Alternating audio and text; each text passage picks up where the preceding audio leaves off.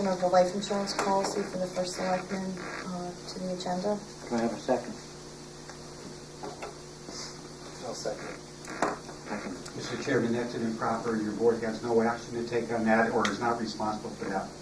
The Board of Selectmen approved that action, and your board has no action to take on it. There's a Has no budget authority. implication, yes we do. No, you have no authority because it does not involve any finances concerning the town of Seymour. I'm going to explain how it does. Well, you're asking to place it on the table, so It let the didn't board fail, vote. it was There's second. no second. Jim seconded. You did say second? He did second Oh, I'm it. sorry. Yes. I thought you said no The second. motion didn't fail. All right.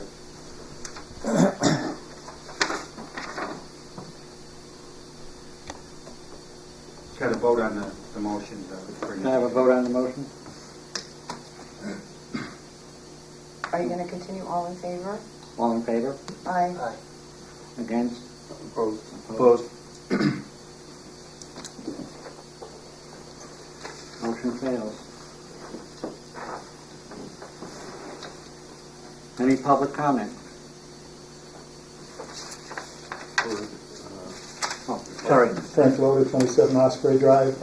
Just a suggestion at this point, maybe you, Michelle, you might want to bring your comments up under public comments, which you can do very easily, and advise the board of what your thoughts are, but you shouldn't get into a back and forth or participation unless it goes on the agenda, and it's not on the agenda. Mm-hmm. So this would be just your comment, no comments from the audience, no comments from the Board of Finance. Oh, okay, you're talking to the board, right? No.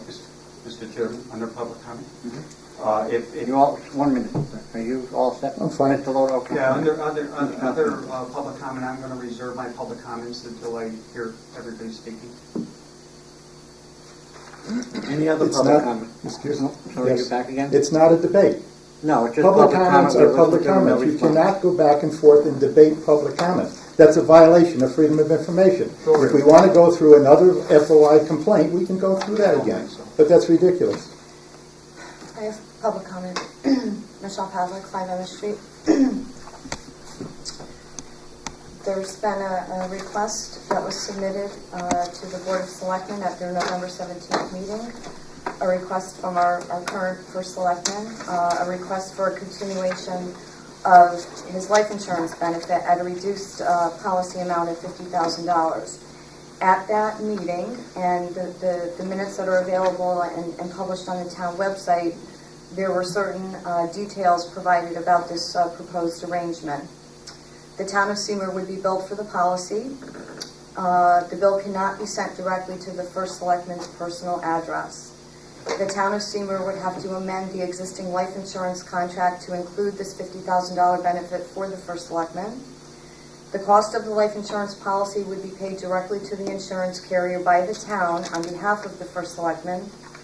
The town would be reimbursed by the outgoing First Selectman for the cost of the life insurance policy, and the First Selectman would prepay the premiums to the town. The town's insurance rate would not be affected by this extended policy.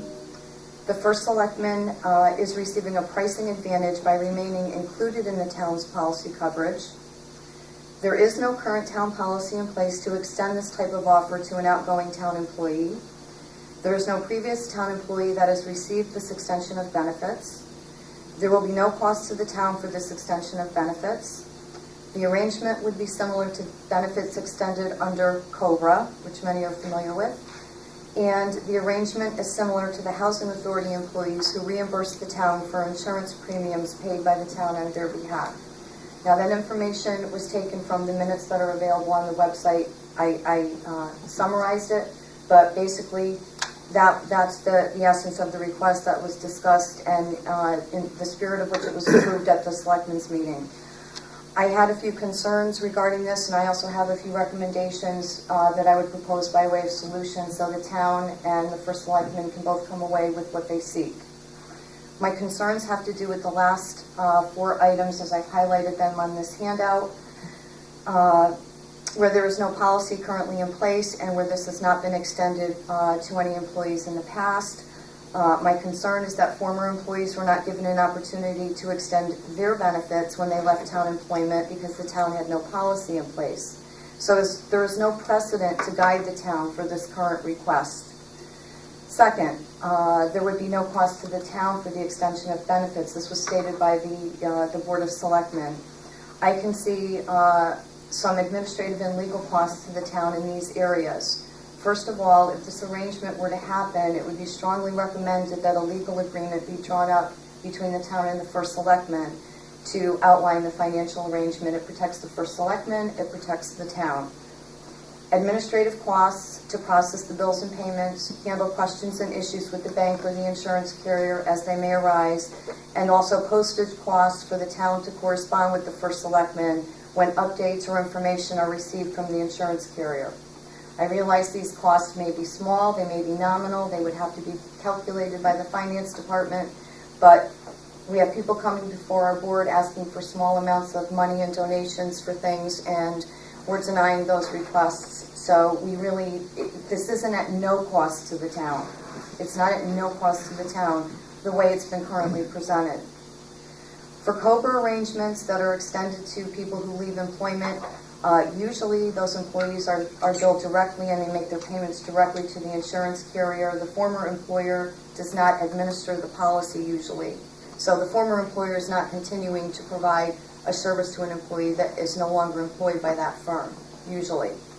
And finally, any arrangement the town currently has for paying and being reimbursed for insurance benefits on behalf of current employees doesn't raise the same concerns to me as the town providing these same arrangements for a former employee. So my recommendations are that the town implement a policy immediately that details if or when an outgoing employee may apply or receive extended life insurance benefits. I would recommend that a small administrative fee calculated by the finance department be added to the cost of the policy and request that this amount be included in the prepayments made by the First Selectman. The fee would ensure there is absolutely no cost to the taxpayers for the administrative tasks associated with maintaining the policy on behalf of an individual who will soon no longer be employed by the town.